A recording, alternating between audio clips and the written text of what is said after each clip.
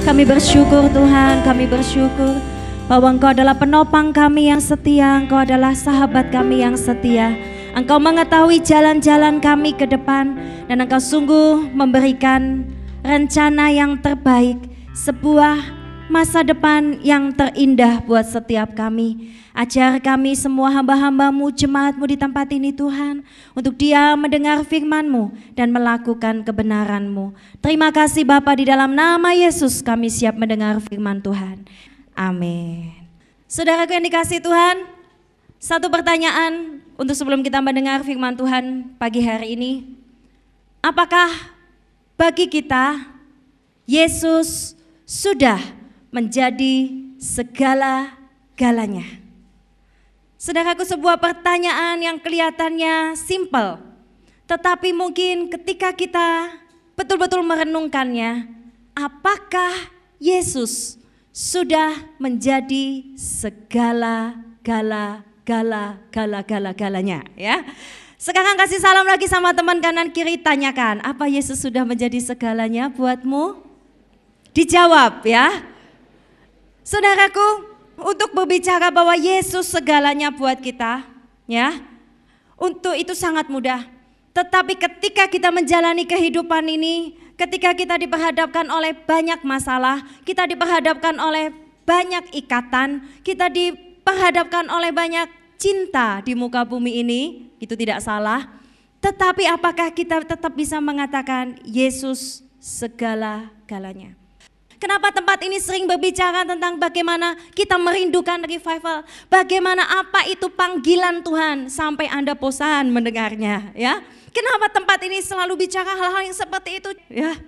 Mungkin kita berprotes, saya sudah bosan dengar firman Tuhan yang keras, ya. Saudaraku, itu bukan keras, itu firman Tuhan.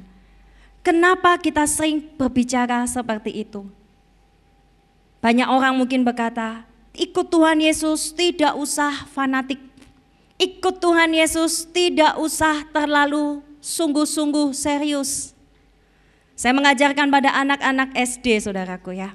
Ketika di Rekom, kalau kalian sungguh-sungguh sama Tuhan, saya percaya masa-masa SD, SMP, SMA itu masa-masa yang tidak akan terlupakan seumur hidup kita.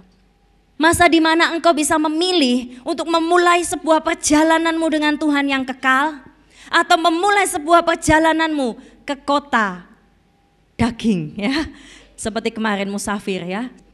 Memulai perjalanan kita kemana saudaraku? Saya percaya itu dimulai sejak kita masih sangat-sangat muda, bahkan sejak kita anak-anak.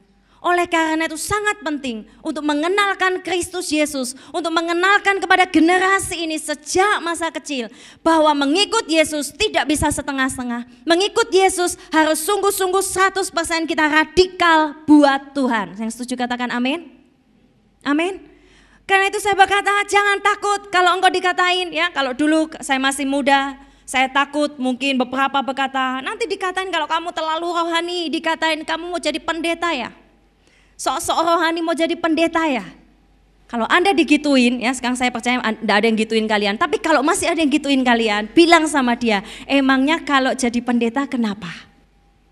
Mau ditobatin ya, sekalian didoakan, tumpang tangan sekalian saudaraku. Ya, saya ajari sama mereka jangan takut untuk menjadi seorang Kristen yang radikal. Kenapa saudaraku? Saya percaya ini arus di akhir zaman ini sudah tidak seperti 10 tahun yang lalu. Arus akhir zaman ini tidak seperti 20 tahun yang lalu ketika saya masih belasan tahun di SD dan SMP. Ini sudah berubah saudaraku. Saya mengenal handphone saja sejak kuliah, barusan punya handphone. Gak bisa telepon, gak punya pulsa, pulsa mahal. Kemudian begitu cepat waktu berkembang, BBM, punya BBM, senang sekali ya, warna ungu waktu itu ya. Kemudian berkembang begitu cepat sekali, Android dan lain sebagainya. Saya percaya arus akhir zaman mendekati kedatangan Tuhan sangat-sangat cepat. Dan oleh karena itu saudaraku, kita gereja Tuhan harus sungguh-sungguh mengalami percepatan dari Tuhan.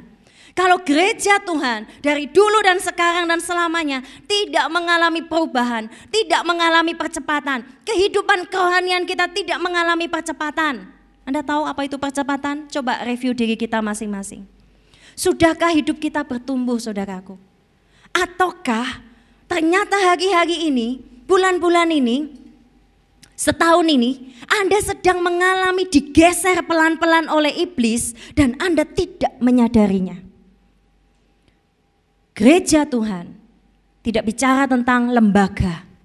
Gereja Tuhan adalah bicara tentang sel, sebuah kehidupan dari Kristus sendiri. Apakah kita sudah bertumbuh, saudaraku? Ketika dunia semakin tidak karuan, kalau gereja tidak mengalami percepatan, tidak mau bergerak sesuai kerinduan Tuhan, sungguh dunia ini akan dimenangkan oleh iblis. Sungguh teman-teman kita, saudara-saudara yang dulu pernah bergandeng tangan sama kita, yang pernah nangis sama-sama dengan kita di Rekom, ya, mereka sedang dicuri oleh iblis dan kita berdiam diri saja, kita hanya diam melihat. Gereja tidak melakukan fungsinya. Saudaraku, apakah Anda tergelitik dengan firman Tuhan? Apakah Anda ditegur oleh firman Tuhan? Itu sangat baik. Kalau firman Tuhan Anda dengar dan tapi tidak pernah menggelitik hatimu, tidak pernah menegur jiwamu, tidak pernah membersihkan jiwa kita, percuma Anda datang ke gereja. Kalau Anda dengar firman Tuhan, berdoa sama Tuhan.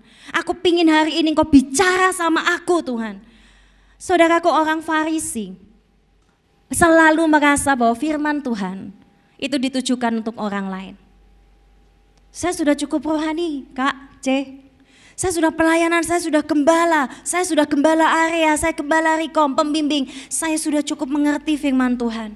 Maka Anda sebetulnya sudah menjadi seperti orang Farisi, di mana kita merasa firman itu enggak lagi buat kita. Sudah cukup pertumbuhan kita. Saya kasih tahu saudaraku firman Tuhan. Pertumbuhan rohani kita dikatakan tidak akan pernah berhenti sampai kita mencapai kesempurnaan serupa dengan Kristus. Amin. Oleh karena itu kita butuh hati yang selalu mau belajar. Bukan hati yang, mohon maaf, skeptis. Hati yang dingin, hati yang tidak mau dengar firman Tuhan, hati yang tidak mau dengar teguran Tuhan. Saya bersyukur kalau Anda ditegur Tuhan. Saya bersyukur kalau anak-anak rohani saya dipukul oleh Tuhan. Karena lewat engkau dipukul oleh Tuhan, Bapa di surga, itu berarti Tuhan sayang sama kita. Tuhan masih didik kita, Tuhan masih mencintai gereja ini. Saudaraku, menjadi fanatik kepada Kristus. Apa sih arti kata fanatik? Ternyata kata fanatik ini mengandung beberapa hal, saudaraku. Yaitu yang pertama adalah perilaku yang berlebihan, ya, atau keyakinan yang teramat kuat. Kalau itu pengertiannya, maka saya setuju bahwa orang Kristen, orang percaya Yesus harus fanatik kepada Kristus. Karena kita memiliki keyakinan yang teramat kuat kepada sesuatu itu. Sehingga perilaku kita begitu menunjukkan iman yang teguh, iman yang kuat, bahwa Yesus segala-galanya, Yesus satu-satunya jalan, dan kita akan ikut Dia apapun resikonya. Itu fanatik. Tapi ada pengertian fanatik yang kedua, yaitu fanatik sempit.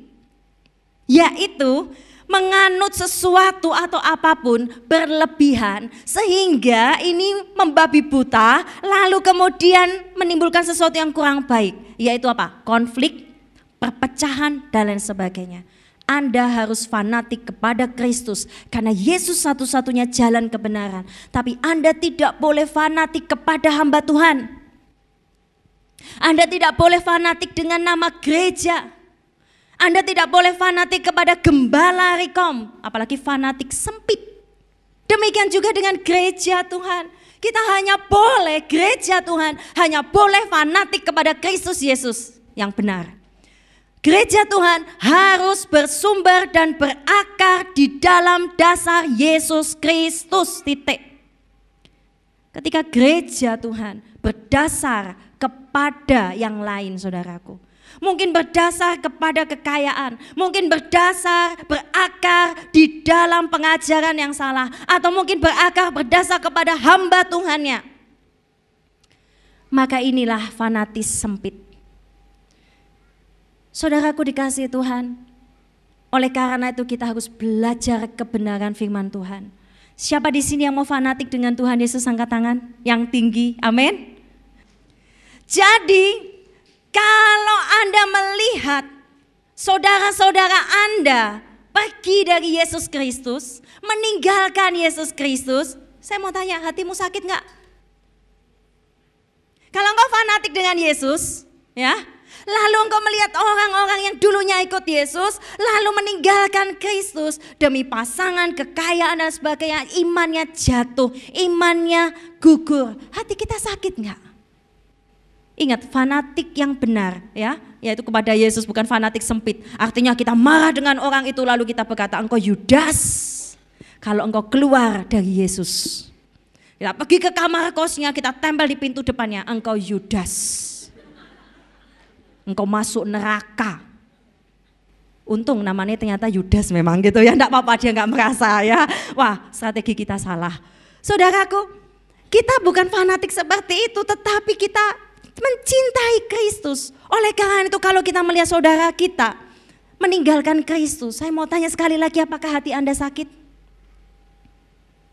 Pembimbing-pembimbing, mentor-mentor di tempat ini, ketika engkau melihat adikmu, adik kandungmu sedang pacaran tidak benar dengan orang yang tidak jelas lagi gitu ya, cuek? Ataukah hati kita ikut sakit, Tuhan aku gak akan biarkan adikku ini masa depannya hancur. Ketika engkau lihat mungkin orang tuamu belum diselamatkan oleh Yesus, belum menerima anugerah keselamatan, mereka belum kenal Yesus. Apakah hati kita ini punya kerinduan yang kuat, saudaraku? Saya rindu keluargaku diselamatkan. Inilah fanatik yang benar. Ketika saya melihat adik-adik rohani, saya tidak habis pikir begitu banyak kisah. Orang-orang yang dulunya mengasihi Tuhan, tetapi pelan tapi pasti iblis sedang menggeser posisi Yesus di dalam hatinya, sehingga Yesus tidak menjadi yang terutama segala-galanya. Ada sebuah kisah, seorang anak dari seorang yang sangat kaya raya di Malaysia, ya. Saya pun tahu dari kesaksian orang, dia bercerita waktu itu ada seorang anak dari pemiliki perkebunan karet di Malaysia. Pada awalnya dia begitu mengalami perjumpaan dengan Tuhan, dia begitu jatuh cinta dengan Tuhan, lalu dia bahkan rela diusir dari orang tuanya, rela meninggalkan kekayaannya dan semuanya untuk mengikut Yesus, saudaraku. Lalu anak ini pergi dan dia tidak diusir oleh keluarganya, tidak menerima kekayaan itu.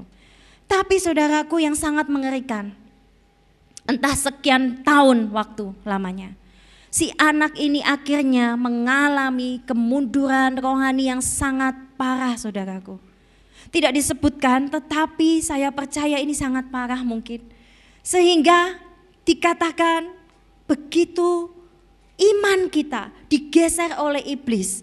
Ketika ragi dunia itu masuk di dalam hati kita, dalam hidup kita, kita nggak sadar loh, saudaraku. Ketika ragi dari iblis itu masuk di dalam hidup kita, kita nggak sadar kita ini bukan orang kebal dosa. Saya ini bukan orang kebal sombong, saudaraku. Saya ini bukan orang juga yang kebal godaan. Kita semua nggak kebal. Oleh karena itu betapa kita harus sungguh-sungguh melekat sama Yesus Kristus. Kalau tidak, Anda akan lihat Anda dan kisah orang-orang di sebelah Anda. Saya harap tidak ada di sini. Yang awalnya kita sama-sama bergandeng tangan untuk memuji Tuhan, untuk bersaksi, untuk sungguh-sungguh berjanji setia melayani Tuhan. Tetapi dengan mudahnya kita meninggalkan Kristus. Saudaraku yang dikasihi Tuhan, oleh karena itu saya percaya Tuhan rindu gereja yang hidup. Adalah gereja yang bersumber kepada Kristus. Gereja harus berakar berdasar pada Kristus. Setuju, katakan amin. Anda tidak boleh fanatik dengan hamba Tuhan siapapun. Oleh karena itu bukan berarti Anda tidak menghormati hamba Tuhan. No. Tetapi sesuatu yang salah akan menuju kepada bidat dan sekte kalau Anda berkata bahwa hamba Tuhan ini adalah Tuhan, hamba Tuhan ini adalah dewa dan bukan Kristus, saudaraku. Ya, yang kedua adalah gereja harus berdampak kepada dunia. Yang pertama, gereja harus bersumber dan berakar pada Kristus. Yang kedua, gereja harus berdampak pada dunia. Saya tidak henti-hentinya mengingatkan ini pada seluruh jemaat Tuhan. Anda dan saya sebagai gereja Tuhan harus memiliki dampak. Entah apapun pekerjaan Anda, entah apapun profesi Anda, entah apapun Anda masih duduk di bangku SD, bangku SMP, SMA, kuliah, mahasiswa kemudian atau mungkin dewasa muda atau apapun saudaraku. Anda yang sudah mungkin menikah dan lain sebagainya.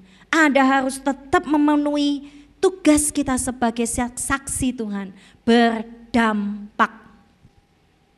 Saudaraku, berdampak. Sudahkah Anda memberikan dampak untuk orang lain? Kalau Tuhan, kadang kita berpikir begini. Dulu ketika saya mau jadi hamba Tuhan saudaraku. Saya ini dari desa dan apa yang saya lihat contoh hamba Tuhan itulah yang saya pikir nanti saya mau jadi itu. Saya lihat ya, oh hamba Tuhan perempuan itu biasanya ada di sebuah gereja, kemudian diutus ke gereja lain, ke gereja di desa, melayani Tuhan berpakaian putih-putih ya, pakai rok gitu ya, atau saya melayani anak muda. Waktu SMA saya berpandangan demikian. Wah, saya akan melayani Tuhan. Saya akan jadi misionaris. Saya akan pergi melayani Tuhan. Saya tidak pedulikan apapun. Saya mau berikan hidup saya buat Tuhan. Saya berpikir bahwa hamba Tuhan itu akan, kemudian saya mulai berpikir, hamba Tuhan itu nanti akan terkenal. Jadi sekarang banyak orang tua mengizinkan anaknya jadi hamba Tuhan itu karena hamba Tuhan itu sekarang kaya. Ya, kalau zaman dulu dilihat hamba Tuhan itu dari pengabdian. Saudaraku yang dikasihi Tuhan, apakah kita berdampak? Tapi kalau dengan puji-pujian lagu-lagu yang saya ciptakan bisa berdampak buat satu orang saja, maka saya akan bernyanyi buat Tuhan. Saya kadang waktu itu dulu saya berpikir panggilan tuh seperti ini. Tapi ketika saya masuk ke kota Surabaya, saya masuk dalam kampus Universitas Surabaya ya, Ubaya 2001. Saya mulai diproses lebih sama Tuhan dan saya melihat ternyata panggilan Tuhan yang dulu saya pikir hamba Tuhan A, B, C seperti ini dihancurkan semua sama Tuhan. Kalau misal saya ditempatkan Tuhan di desa dan hanya melayani 10 orang, 10 jemaat, apakah saya sungguh-sungguh mencintai Tuhan dan melayani sungguh-sungguh 10 orang itu? Anda nggak pernah tahu, ternyata 10 orang anak di pinggir kali yang Anda temukan di desa itu misalnya ya, ternyata mereka menjadi pahlawan-pahlawan Tuhan. Anda nggak pernah tahu saudaraku, berdampak. Kalau ternyata Tuhan izinkan dalam hidupmu, jangan pernah berpikir begini, panggilan tuh harus spektakuler. Kalau Tuhan ingin Anda melayani sebagai hamba, sebagai pelayan, tidak pernah wajah misalnya Ray ya. Ray ini saudaraku, dia melayani di belakang mimbar, luar biasa, kerja paling capek, tidak makan sampai jangan sampai ya nanti kurus. Kemudian dia sungguh-sungguh melayani Tuhan. Tanpa dia saudaraku ya, pelayanan semua tidak akan bekerja. Semua orang itu penting, saya mau kasih tahu. Seorang hamba Tuhan itu paling enak, percayalah. Ketika Anda datang kemarin ya, SOW opening, semua sudah disiapkan. Misalnya latihan dengan anak-anak SFI, semuanya disiapkan, semua latihan. Mr. Theo latihan drama dan lain sebagainya sampai gendong Kenzo, berat nggak itu ya? Latihan semuanya dengan bagus ya. Hamba Tuhan tinggal datang saudaraku, membawa pesan Tuhan. Kita semua punya bagian masing-masing, gampang. Kalian yang capek dan lain sebagainya ya. Tapi saudaraku, saya percaya dalam sebuah ibadah, dalam sebuah gereja ataupun sebuah kehidupan gereja, kita semua ini mengambil peranan yang sangat penting. Kalaupun Anda sampai selama-lamanya yang dikenal nanti di poster-poster adalah wajah saya yang cantik imut ini, ya. Ini ilustrasi.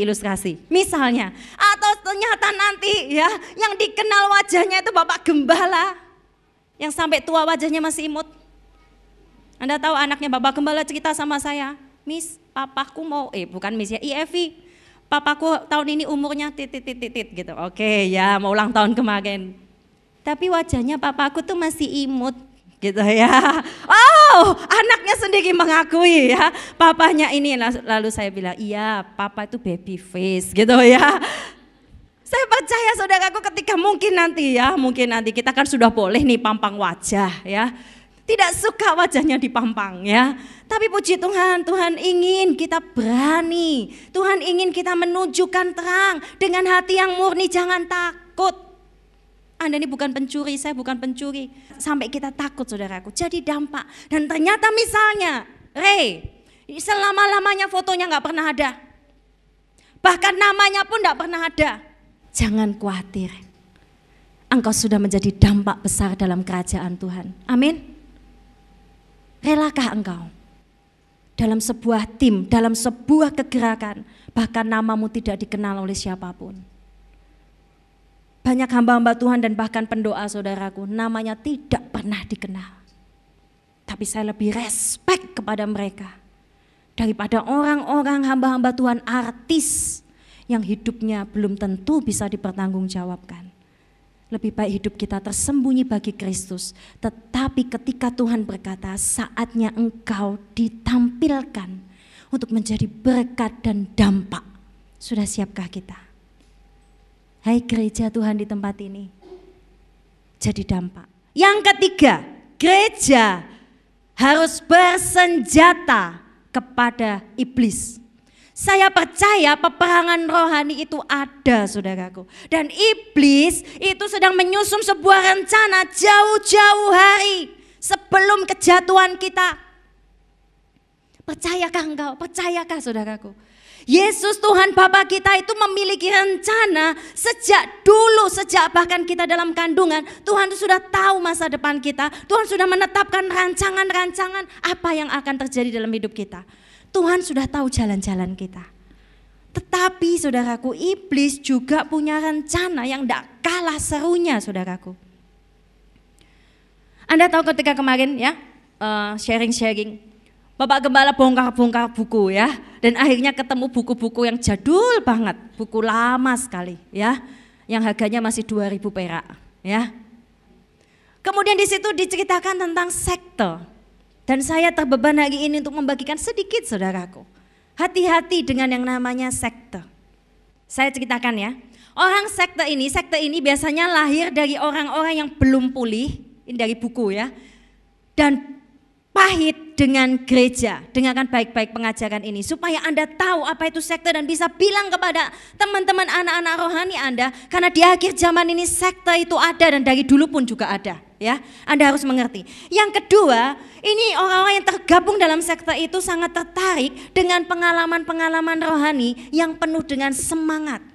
Sesuatu yang dibentuk suasana dan semuanya begitu bersemangat, begitu teratur, begitu diterima, welcome ya, dan seolah-olah menjadi sebuah keluarga, saudaraku. Ya, kemudian perasaan identitas yang kuat akan kesatuan, ada kesatuan yang kuat, tetapi bukan kepada Bapa di surga, tetapi pada Bapa tempat itu, atau pembimbing tempat itu, atau pendeta tempat itu. Renungkan, kita bersatu di tempat ini bukan karena hamba Tuhan. Anda bersatu, kita bersatu, saya bersatu di tempat ini dengan Anda, bukan karena suasana. Sekali lagi, gereja harus bersumber dan berakar sendiri kepada Kristus Yesus, satu-satunya Tuhan. Dan yang selanjutnya saudaraku, mereka hanya boleh membaca buku-buku keluaran pengajaran mereka. Karena mereka merasa inilah yang paling benar. Ini bukan saya yang ngomong atau Bapak Gembala yang ngomong. Ini buku yang secara ajaib ya, sudah mau dirombeng, ketemu banyak buku-buku ya. Nah, akhirnya difotokan kepada kami. Kemudian saudaraku, sekte ini menuntut pengorbanan. Sangat giat, sangat-sangat giat. Kemudian eksklusif. Dan kebenaran itu hanya menjadi milik mereka sendiri. Jadi pengikutnya tidak boleh baca buku dari yang lain. Pengikutnya diisolasi, nggak boleh tahu kebenaran dari pihak lain. Karena merasa bahwa kebenaran itu hanya milik mereka. Lalu mereka merekrutmen ya, mengambil orang-orang itu dengan cara yang pertama membujuk. Yang kedua dengan cara memaksa. Yang ketiga dengan cara merusak pikiran pribadi. Jadi anggapan-anggapan orang yang mau di prospek ini ya, mereka punya anggapan, punya pemikiran, itu dimatikan pemikirannya, itu salah. Pokoknya didoktrin, dicuci otak, sampai betul-betul mereka tidak punya pendapat pribadi lagi bahwa bisa melihat dengan jelas bahwa itu salah. Hati-hati. Sekte ada banyak di sekitar kita, ya. Kemudian merusak pikiran pribadi dengan cara apa? Isolasi yang pertama, diperhatikan dengan sangat, dengan aktivitas-aktivitas yang begitu padat, sehingga mereka tidak lagi bisa berpikir dengan jernih, berdoa dengan sungguh-sungguh kepada Kristus yang benar. Tetapi fokusnya, pokoknya komunitasku yang terbaik. Fokusnya adalah pokoknya pembimbingku, bapak gerejaku ini yang terbaik. Fokusnya adalah pokoknya kegerakanku ini yang paling semangat. Kita butuh mengalami Kristus di dalam ibadah-ibadah kita. Kemarin SOW opening sudah bagus, saya puji Tuhan ya, puji Tuhan sekali. Tetapi saudaraku, jangan sampai api yang kita sudah bangun itu dipadamkan. WL-nya enggak persiapan. Ya, kemudian asyik-asyiknya semangat cuman kemarin saja gitu ya.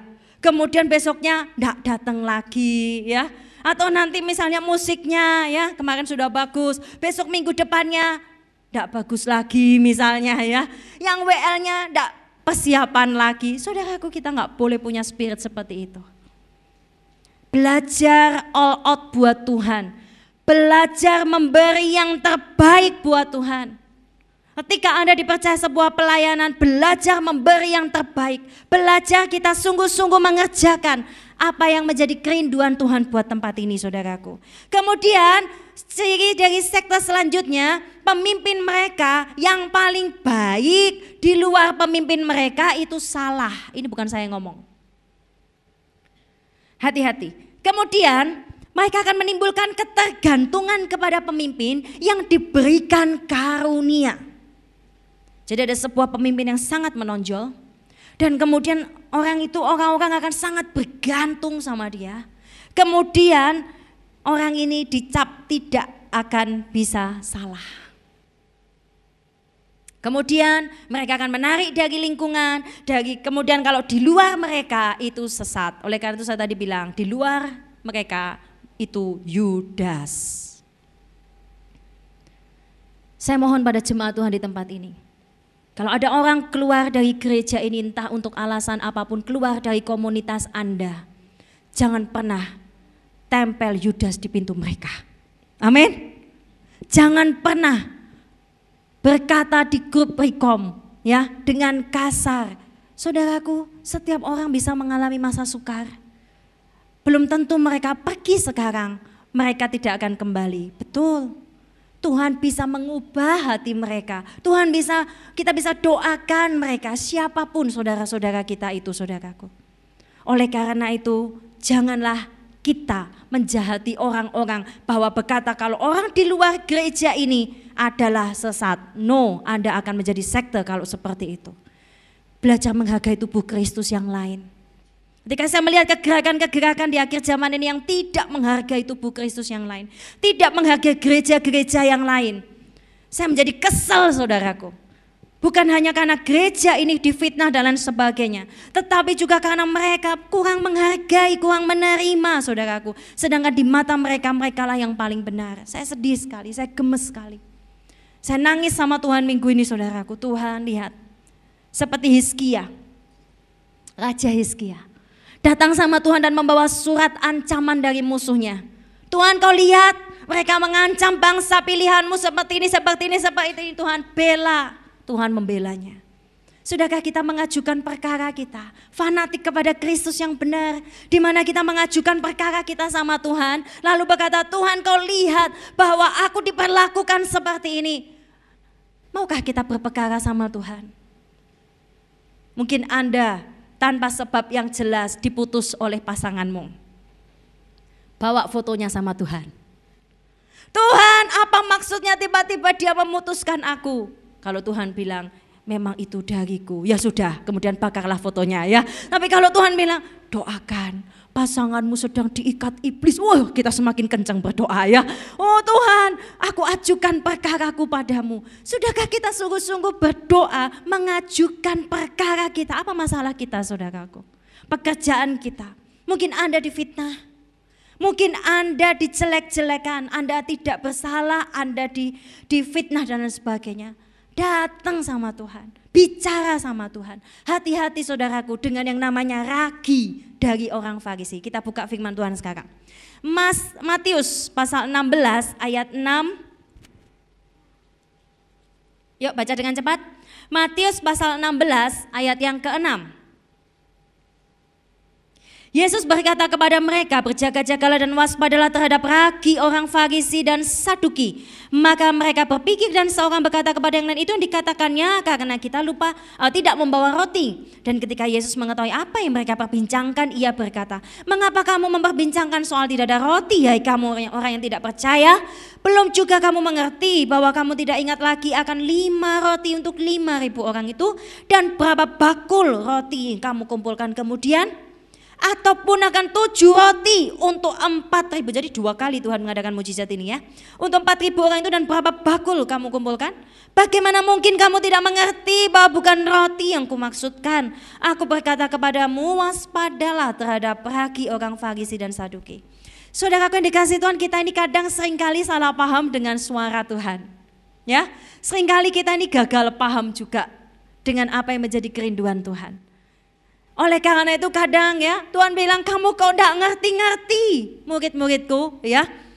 Kamu enggak ngerti, aku sudah bisa lakukan mujizat. Aku ini enggak bicara tentang roti, urusan perut. Tuhan ini bicara tentang ajaran orang Farisi dan Saduki. Saudaraku, orang Farisi ini adalah orang Hasidim atau ahli tafsir tradisi dari mulut ke mulut dari zaman dulu yang sering dimintai pertimbangan selain kepada raja dan imam.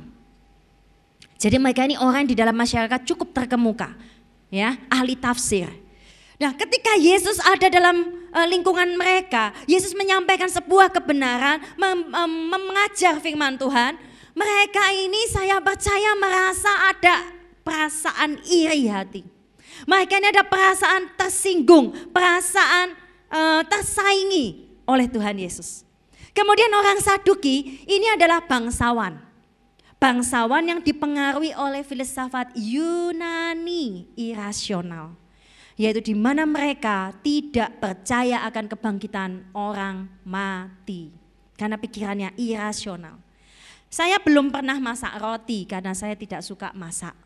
Ya, tetapi bagi Anda, Ceveni ya, yang setiap hari mungkin masak roti, dan Anda yang suka bikin roti, Anda membutuhkan ragi untuk mengembangkan roti itu. Saya baca sih, saya nggak ngalami sendiri. Apakah betul roti itu akan mengembang kalau suhunya suam-suam kuku? Halo yang pernah masak, betul nggak? Apakah harus dihangatkan sangat panas? Kalau sangat dingin bisa nggak? Nggak bisa. Kalau sangat panas? Kalau menurut yang saya baca, itu tidak boleh terlalu panas.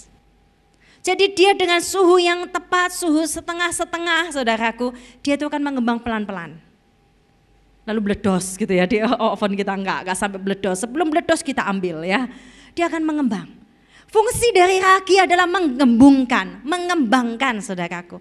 Dan cara kerjanya adalah menyusupkan pelan-pelan. Menyusupkan pelan-pelan, dia nggak bisa terlalu panas, nggak bisa terlalu dingin. Oleh karena itu saudaraku, bahaya sekali kenapa anak-anak Tuhan begitu mudahnya kita disusupi oleh ragi dunia ini, disusupi oleh ragi orang Farisi, orang Saduki. Yaitu apa sih ragi mereka? Yaitu ragi kemunafikan. Mereka memiliki ragi kemunafikan. Mereka mengerti firman Tuhan, mereka mengajarkan firman Tuhan, mereka membawa jiwa-jiwa, tetapi mereka tidak melakukan apa yang mereka ajarkan. Tetapi orang-orang yang dibawa kepada Kristus akhirnya menjadi lebih jahat. Bahkan sebelum mereka mengenal Kristus, mereka menghalangi orang masuk ke pintu kerajaan surga. Itu firman Tuhan.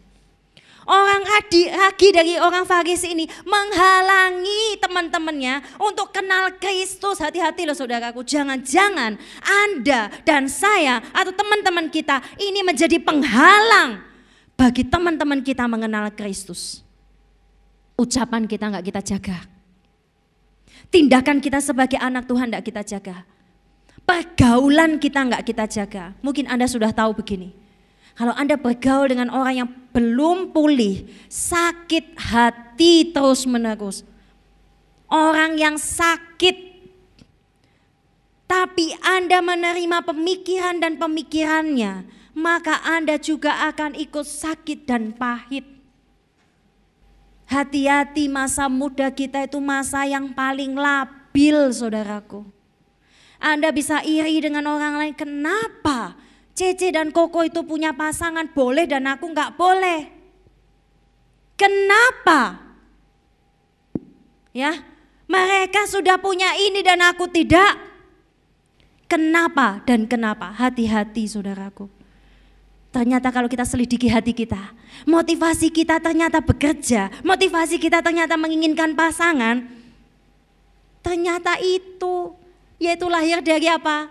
Kita ini masih punya luka, kita ini masih punya sakit, dan itu bahaya sekali saudaraku. Anda diingatkan gembala, jangan ya dek gitu ya, hati-hati kamu jangan dulu berdekatan. Tidak lama kemudian engkau sudah cipika-cipiki sama orang itu. Apakah yang saya ceritakan ini dongeng? No, itu terjadi. Kenapa sih kita ini kurang bisa taat? Firman Tuhan bilang gini loh, kalau engkau tidak bisa taat dengan manusia yang kau lihat, bagaimana engkau bisa taat sama Tuhan? Saya belajar taat saudaraku, taat itu sukar. Ketika engkau sudah punya ikatan dengan seseorang, ikatan hati, kenapa? Engkau dengan gembalamu ketemu seminggu sekali, 1 jam itu pun selama bersama dengan kelompok, minggu kemudian ketemu juga cuma say hello, foto-foto, makan selesai. Tapi dengan orang-orang yang sebetulnya Tuhan bilang hati-hati, jaga jarak, itu bisa merusak, itu bisa menggeser imanmu, itu seperti ragi yang akan meracuni hidupmu. Setiap hari 3 jam, 4 jam kau habiskan waktu dengan orang itu.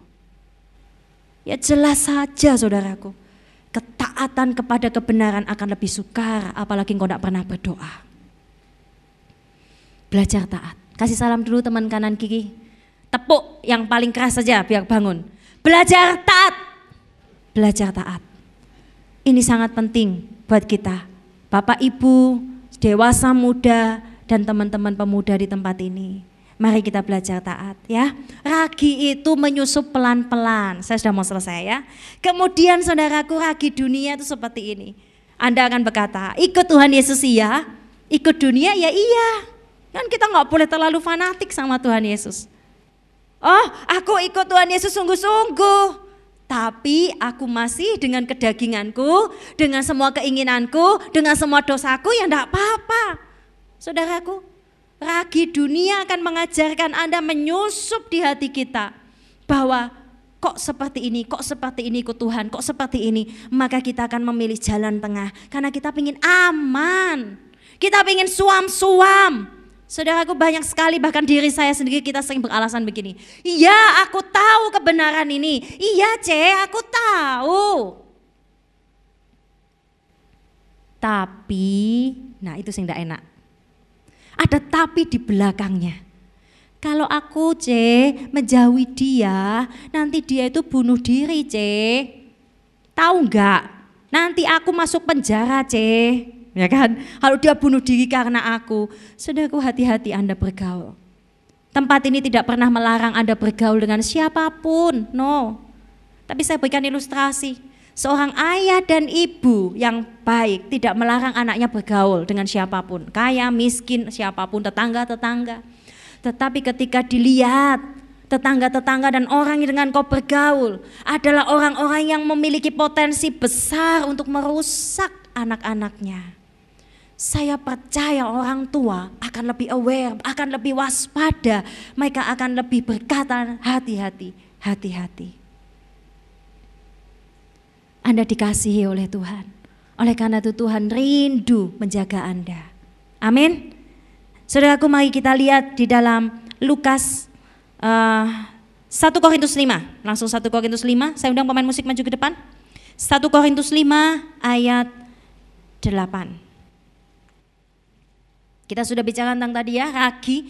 Ragi itu saudaraku memiliki satu sifat yang luar biasa. Ternyata ragi itu bisa mengubah struktur atau struktur dasar ya, mengubah mendasar dari struktur kimia dari sesuatu.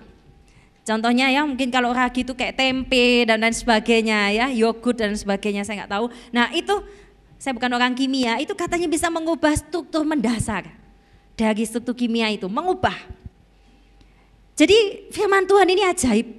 Kita dibilang, coba kita lihat 1 Korintus 5:8, kita baca sama-sama ya. 2, 3.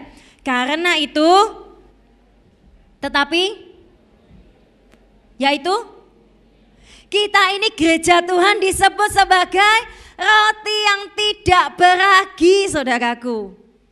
Kita ini hidup dengan roti yang tidak beragi, yaitu apa? Kemurnian dan kebenaran. Saudaraku, ragi itu mengubah sifat mendasar.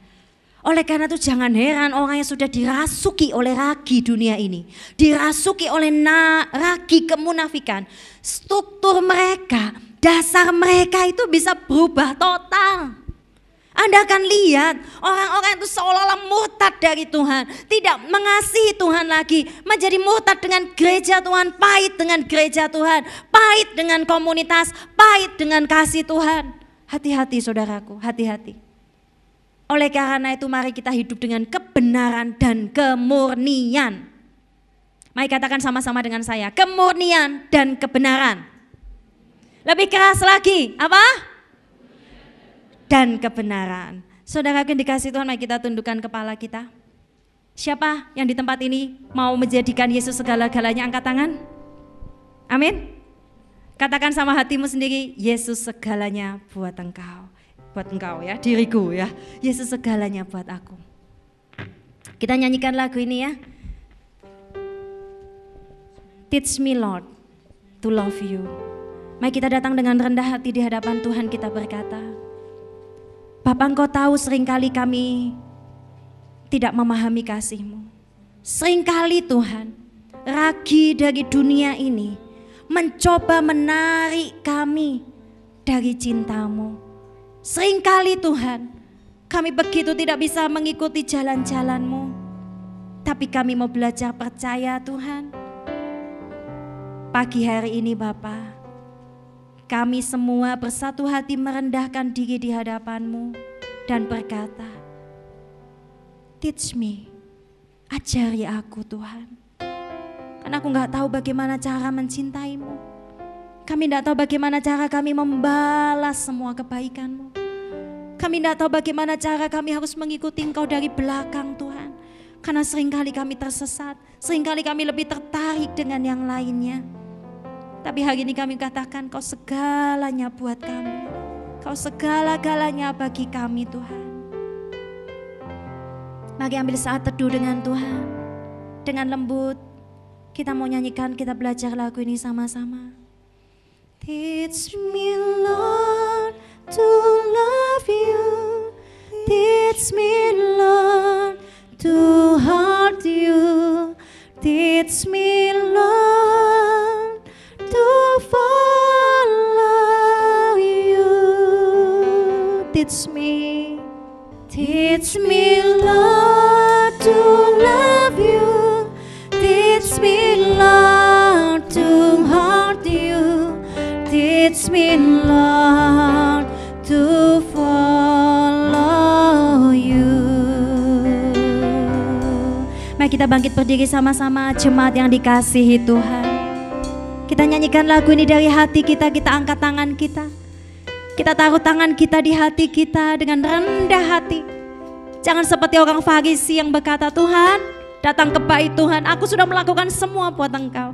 Aku orang yang rohani Tuhan, aku orang yang mengasihi-Mu. Tapi ketika waktu itu datang seorang pemungut cukai, dia datang ke rumah Tuhan dengan tertunduk. Dia datang dengan menangis, dia datang dengan bergetar dan berkata, Tuhan, aku ini pendosa. Tuhan, aku tidak layak buat Engkau. Tuhan berkata, siapa yang memberikan persembahan? Tuhan berkata, pemungut cukai. Saudaraku, kita ini orang berdosa. Mari belajar rendah hati di hadapan Tuhan. Dan kita berkata, ajari hidupku Tuhan. Aku mau mengasihimu, aku mau mencintai Engkau. Selama-lamanya dalam hidupku Engkaulah Tuhanku. Dan jangan biarkan ragi apapun memasuki dan menyusup pelan-pelan dalam hidupku sehingga menggeser cintaku, sehingga cinta kami kepadamu berkurang Tuhan.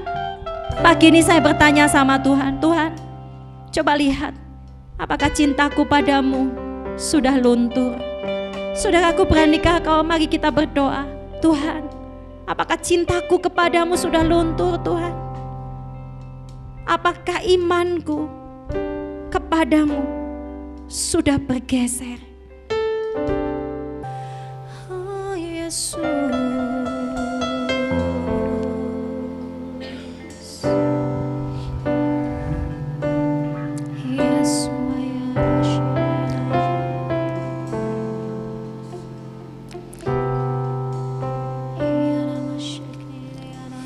kita belajar percaya kepada Tuhan, bukan dengan pemikiran kita sendiri, tetapi berdasarkan apa yang disebut dengan hikmat dari Tuhan.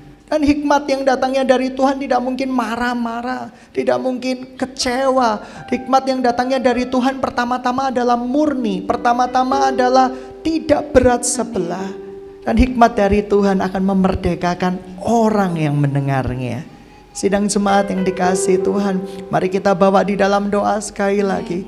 Jikalau engkau dianiaya oleh karena kebenaran, jikalau engkau dianiaya karena engkau memberitakan hal yang benar tentang Injil, jikalau engkau dianiaya karena memberitakan Yesus yang sejati, jikalau engkau dianiaya, difitnah dan ditimpakan segala sesuatu yang buruk padamu, percayalah Tuhan kita tidak tidur.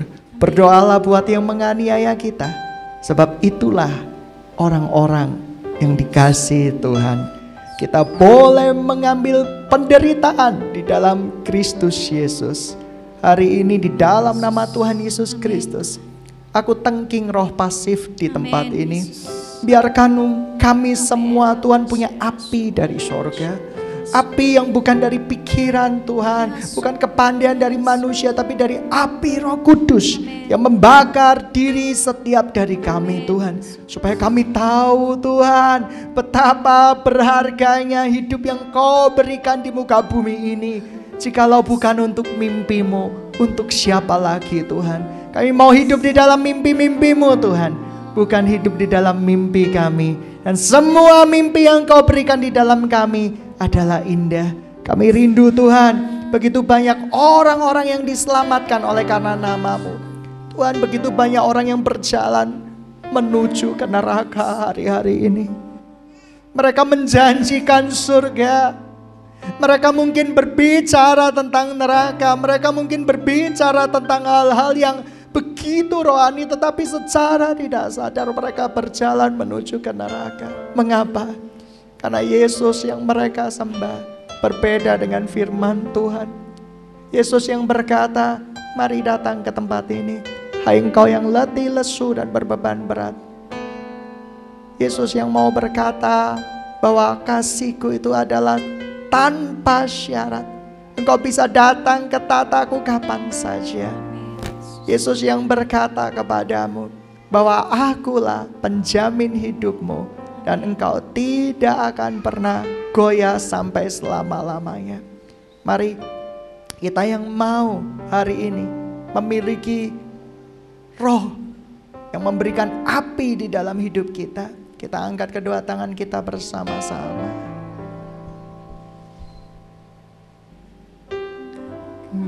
Biarlah kemuliaan dan kuasa-Mu dinyatakan atas kami umat-Mu. Penuhilah kami dengan kuasa kasih-Mu, oh Roh Kudus, Engkau kekasihku. Roh Kudus yang